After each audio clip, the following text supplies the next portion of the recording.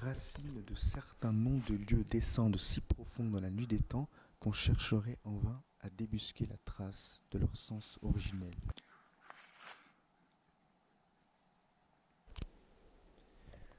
Paille-olive n'est nullement une désignation constituée de l'assemblage du mot paille et du mot olive, comme la phonétique pourrait avoir la tentation de le laisser croire.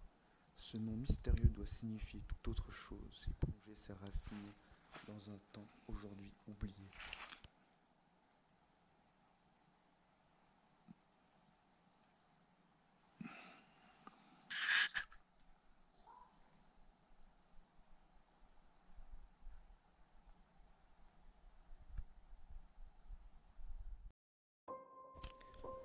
Avouons-le, il nous importe médiocrement de chercher à débusquer l'étymologie de cet obscur et d'autant plus magique toponyme.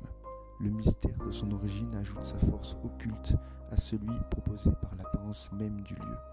Impossible d'y venir, de le parcourir, d'y séjourner, sans s'y croire brusquement transplanté au cœur d'une emblématique forêt de brocéliande, plus authentique, plus mystérieuse, plus hantée que celle de Pimpon.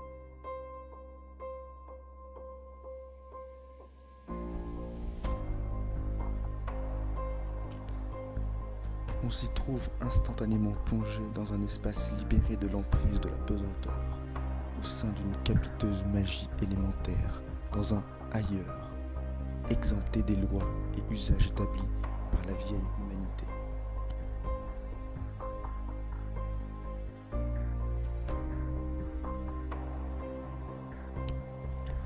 Le bois lui-même comporte un tel lacis de sentiers inextricables et des entrées d'avant si nombreuses qu'il fut toujours le refuge de fugitifs, de clandestins et de solitaires. Camisards et maquisards, royalistes et réprouvés s'y cachèrent à toutes les époques, et il servit de tombe à un couple assassiné par un vagabond qu'on ne retrouva jamais à la fin des années 60.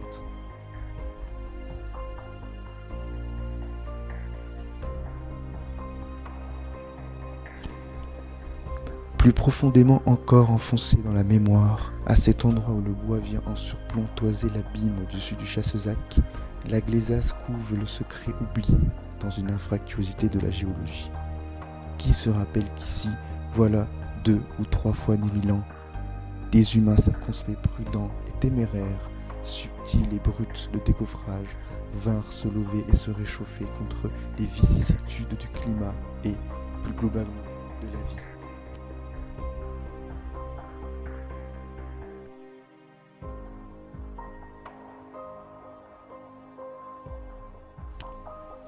Leurs voisins immédiats, c'étaient ces vautours et ces aigles qui venaient régulièrement frôler les bords de leur refuge, et la mort avait bien souvent l'aspect sans rémission de ces 300 ou 400 mètres d'apic qui leur étaient simultanément protection contre les fauves et contre les grands ennemis.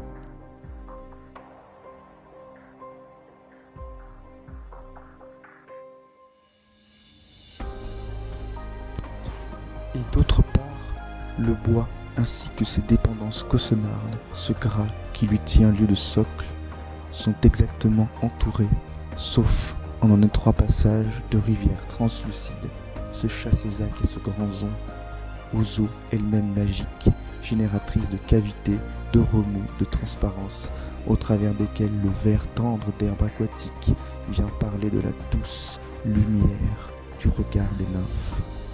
Et c'est un prodige, cette sécheresse caussonarde, ainsi cernée de fluidité et de fraîcheur.